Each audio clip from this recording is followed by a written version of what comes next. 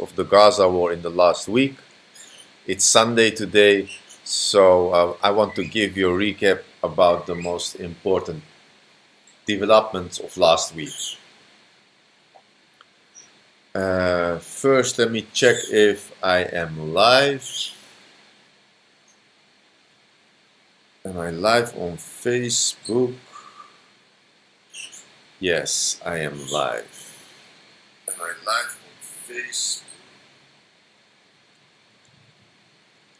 So, I would like to talk about 4 topics.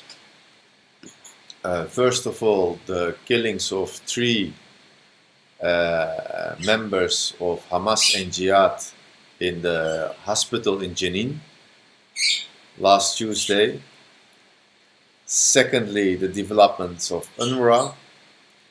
Thirdly, the retaliation of the killing of 3 American soldiers in Jordan. And finally, about the hostage deal.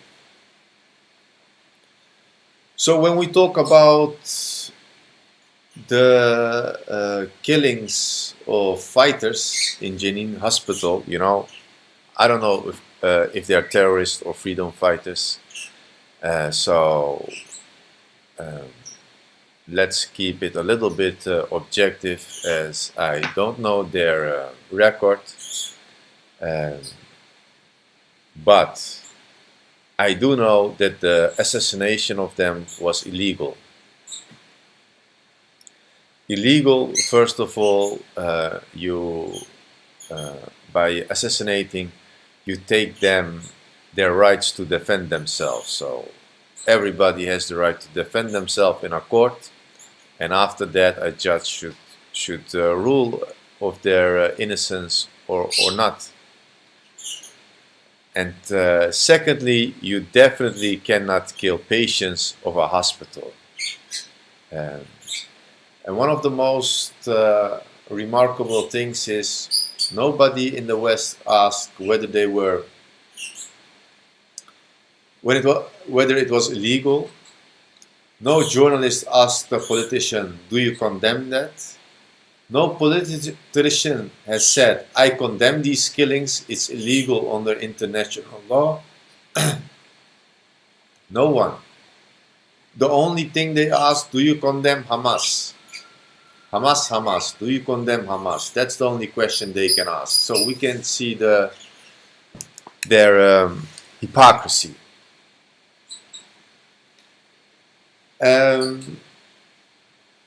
When we analyze the operation, I think about 12 members of the Israeli army they covered, and they went in the hospital. So it was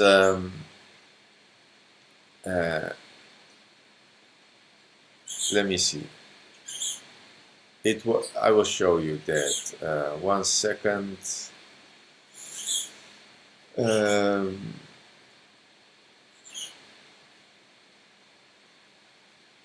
Here you see a picture of them. So it's deep in the West Bank, Jenin. And the first question is, how did they get there? How did they get there? You don't see any image, so let's show this. No image, that's weird. Windows capture, let me see, 1 second. Screen capture, add source, screen capture, add source, done. Windows capture, webcam. Yes, now you see them.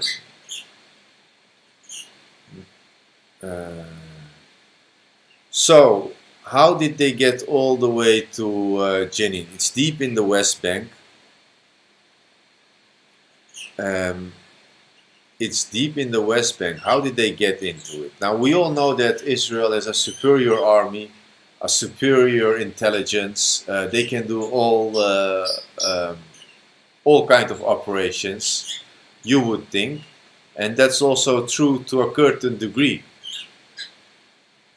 because going into an enemy territorium is really difficult. Even for Israel, it's difficult. So, how did they get there? Most likely, the PLO did approve it. Otherwise, it would be very difficult, if not impossible. It's not the first time they did this. In Gaza, they never did that because, I mean, it's not their territorium.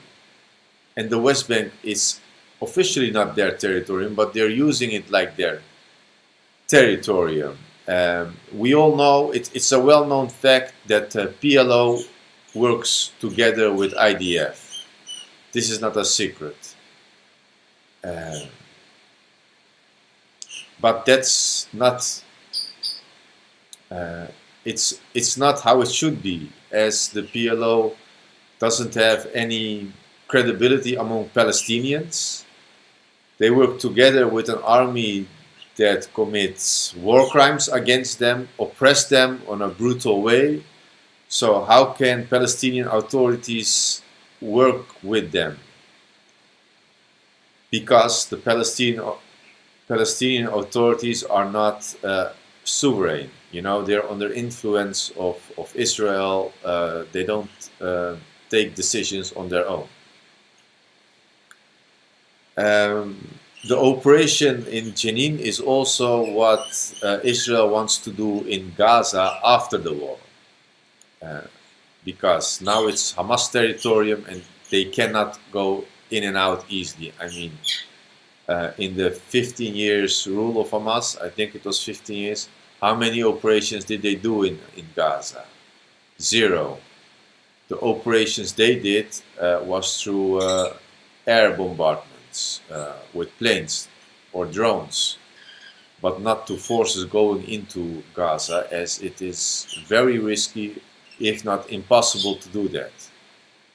Even though you have a technological and intelligence superiority above the other, it's still difficult, if not impossible. So Gallant said that the operation in Jenin was the ultimate military freedom, and that's also the one he wants in Gaza. I will show you. I will show you his quote. Where is his quote? Yes, here. Can you see it?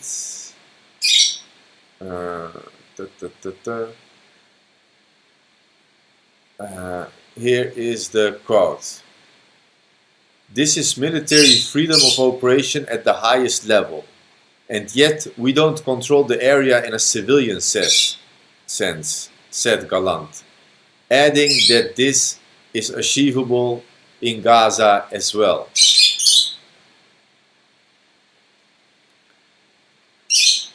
So that's what he wants after the war. That's what they mean with military freedom, military control, but not a civilian control. They have it already in the West Bank, and they want it in the Gaza also. That means that Palestine is not an independent state. They don't control their own territorium. No sovereign country in the world will accept this. So how is it that the PLO accepted? Abbas even said that he is ready to take control in Gaza. Imagine the Palestinians in Gaza. What would they think if the PLO will come? First of all, they got bombed intensively. I mean, it's a genocidal war. I've mentioned that before. The evidences are clear. They admit it actually by themselves. And when the war is finished, the one that who bombed you decides who will come next, and that's the PLO. So there must some kind of cooperation between them, a far-reaching cooperation.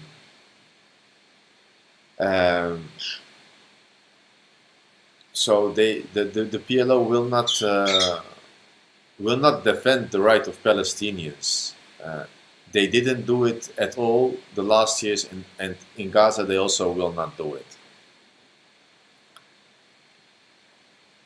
But the question is, will PLO come to Gaza? Will they rule Gaza? France, today, the Minister of Foreign Affairs in France said that the PLO will come, should come, and that is also very... he shouldn't say, it's not of his business. It's an internal Palestinian matter, whether PLO, Hamas, or which other party or organization will rule it. You cannot decide about the government of another country, even though it's not officially a country in the sense that Israel has recognized it, but that doesn't matter. The majority of the world has recognized it, UN has recognized it, so you cannot put a government there. Impossible. I mean, it's possible, but it's illegitimate.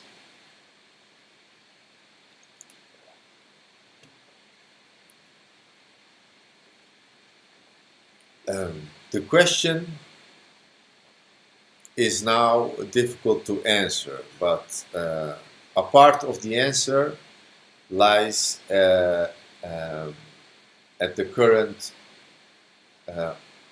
negotiations about the hostages. So Israel and the mediators, Qatar, Egypt, and also America, has made a proposal, and Hamas needs to react about it. Hamas have said they need more time. Some media reports say there is no unity in Hamas. Some of them agree and the others do not agree. It may be true, maybe not, we don't know. But we do know where they hesitate about, and that's the fact that Hamas wants a full ceasefire, a durable ceasefire, ending of the war, and the complete withdrawal of the Israeli forces. This is not new. They said it before. Before the proposal was made, they said we can only agree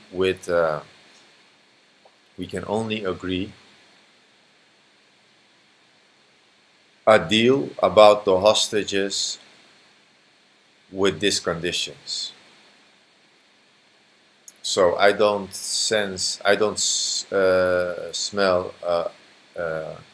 a disagreement between members of Hamas, because what they are saying now, Osama Hamdan have said that, their media person who is based in Lebanon.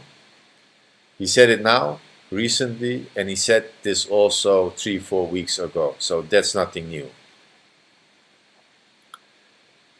And that's a big, it's a big gamble of Hamas, but they need to play a big gamble. What if Israel doesn't accept it?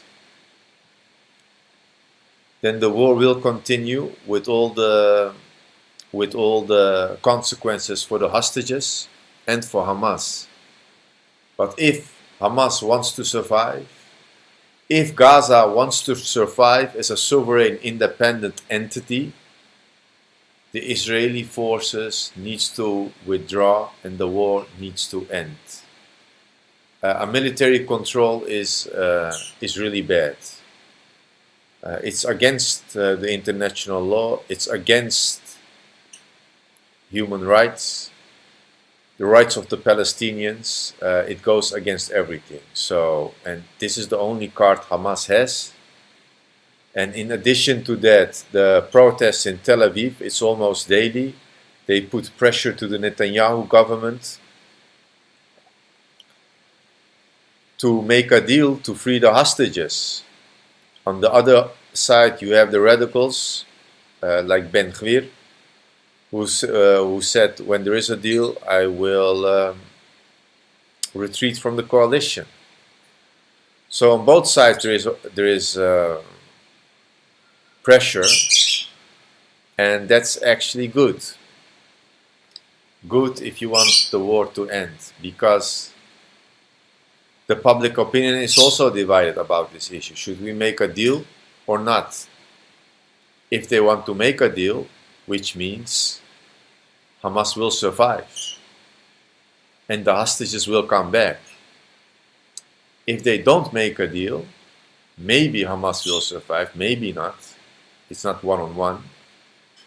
But one thing is sure, the hostages will not come back. So that's the dilemma they have. And it's good they are divided in the sense that the support for the war can diminish. Before these negotiations, they didn't talk about that. It was not a public discussion, so the support for the war was big, about 2/3. And this can diminish the support for the war. And diminishing support for the war will mean that it will be far difficult to continue with the war. Public opinion is really important, so it's a must-have if you want to continue a war. And this is the only hope the Palestinians have. They don't have anything else. This is their one and only hope. The hope that they can rebuild their country. The hope that diseases can prevent. The hope that hunger and thirst will end. So this is really a crucial stage. I think it will be decided within a week. Most likely Hamas will not agree to the current proposal, and in that scenario negotiations will go on with new proposals. At the end, the decision is to the Netanyahu government. Will they agree to stop the war and withdraw all their forces? And in addition to that, will they agree to release thousands of Palestinian prisoners?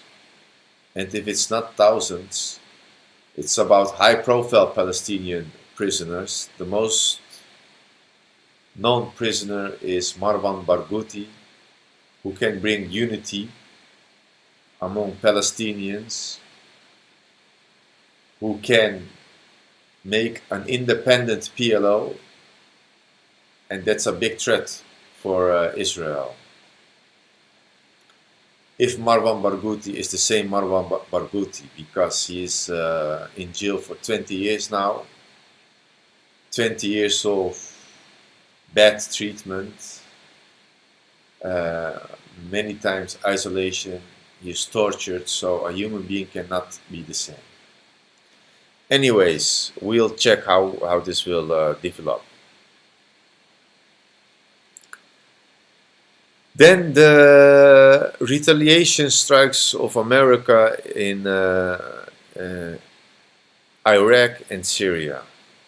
Now, in my previous video, I said, or I asked, I doubt of the attack of the 3 American soldiers was meant to attack them or not.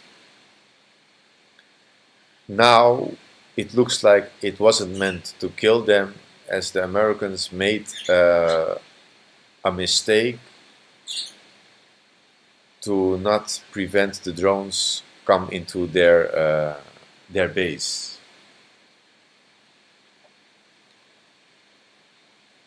You can also see on the reactions, John Kirby have said that America doesn't want a war, but we have to do what we have to do, he said.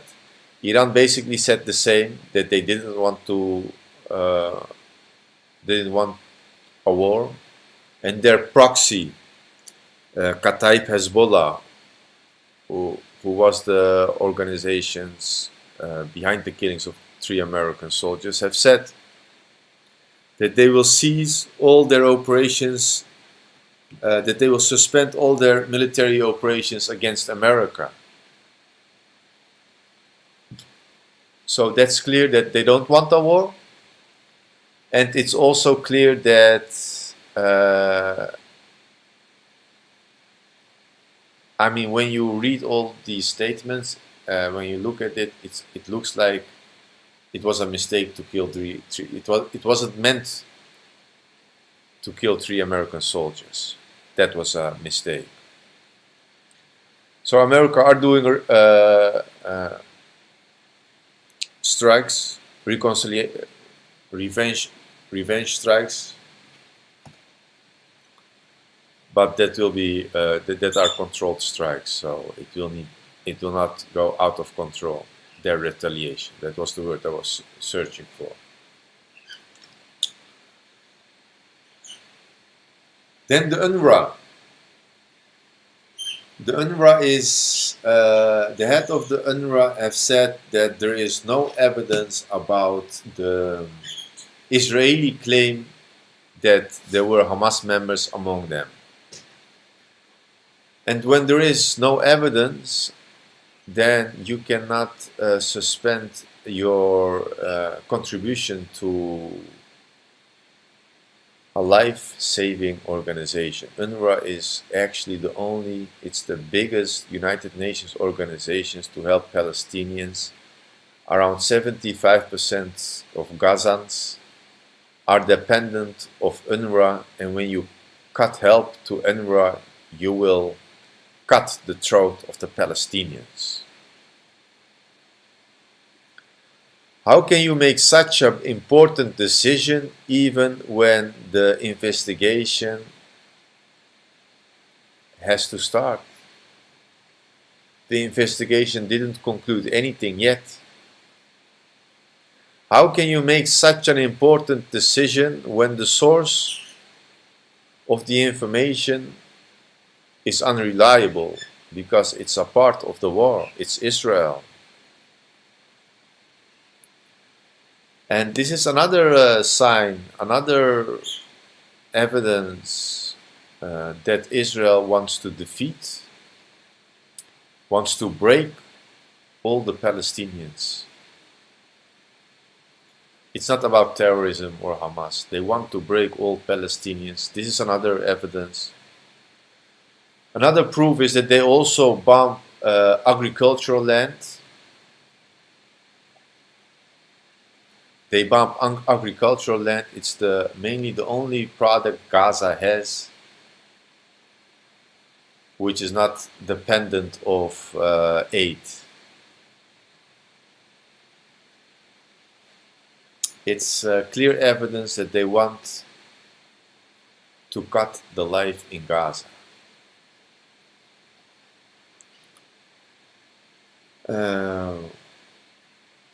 Yes, we have to see how it will develop. This was it. This video, I need to mention that this is still a test video for me. When everything goes better, also in technological sense, I will really start broadcasting my show. So there is one thing I also want to show about the videos. Let me see how fast it goes.